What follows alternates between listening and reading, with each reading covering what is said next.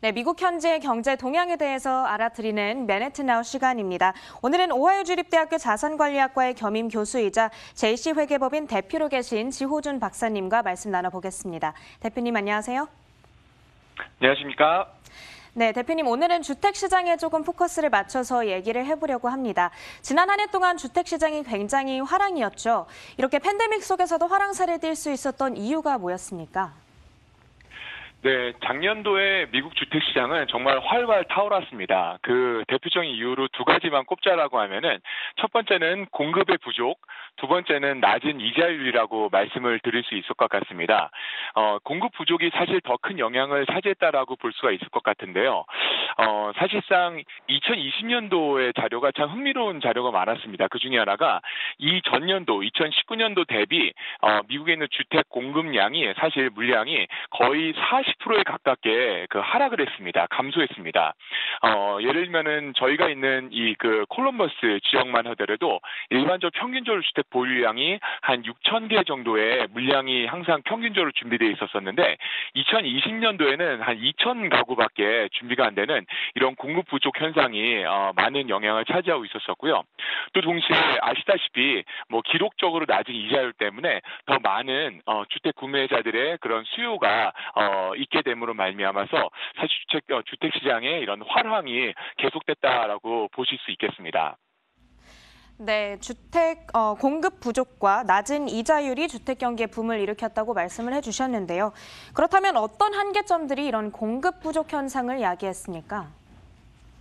네, 여기에 대한 여러 가지 분석이 있겠지만 가장 또 하나의 몇 가지 이유를 꼽자라고 하면은 사실 기존 주택 시장에 여러 가지 단점, 한계점이 있었습니다. 그 중에 하나가 공급 부족은 당연한 거였지만 이로 인해서 가격에 대한 어떤 네고시에이션이 불가능했다라는 점들이 또 하나 있겠습니다.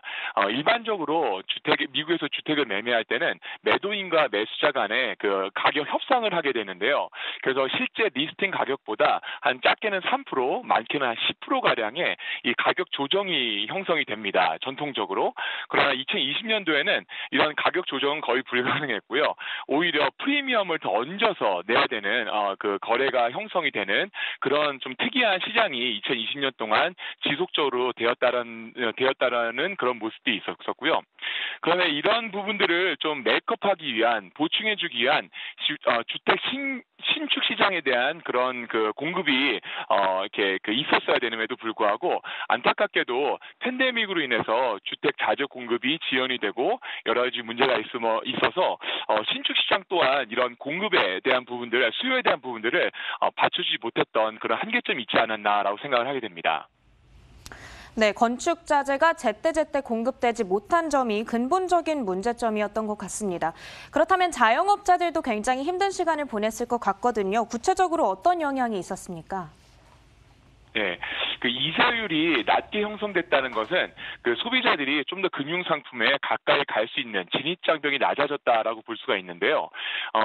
많은 융자 회사들 또는 금융 회사들이 자영업자들이 지금 팬데믹 때 가장 많은 영향과 타격을 받지 않았습니까?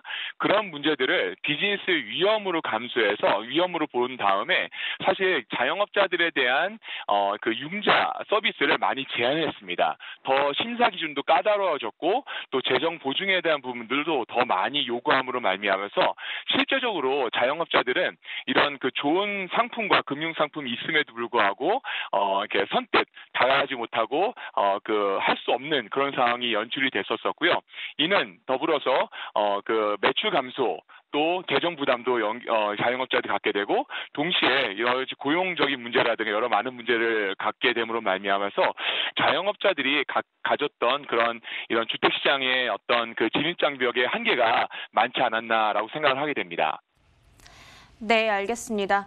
그런 한편 지금 미국에서 굉장히 이슈가 되고 있는 부분이 있습니다. 남부 지역에 조금 이례적인 한파가 찾아온 것 같은데요. 특히 텍사스 지역에서 조금 논란이 되고 있습니다.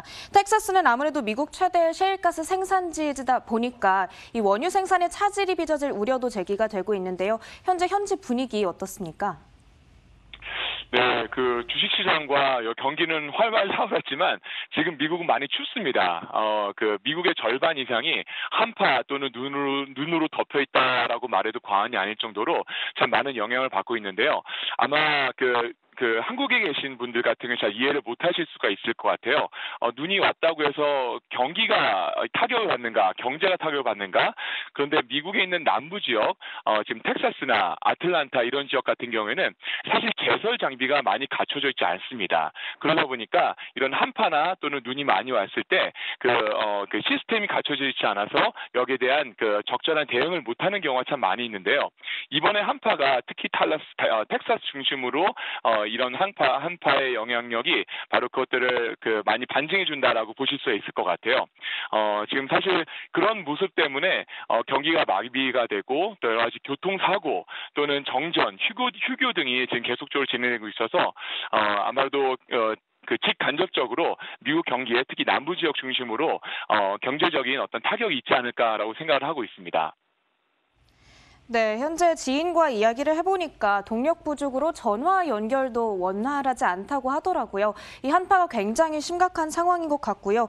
이달 들어서만 유가가 15%나 상승을 했는데 이 한파의 영향으로 조금 더 상승할 여력이 있지 않을까 생각을 해보겠습니다.